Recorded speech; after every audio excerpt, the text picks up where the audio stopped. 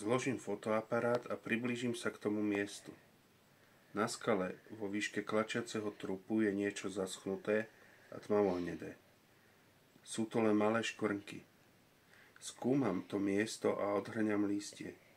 Na zemi vedľa toho vykľačaného odliadku stojí vyrité paličkou v zemi. Bože, pomôž!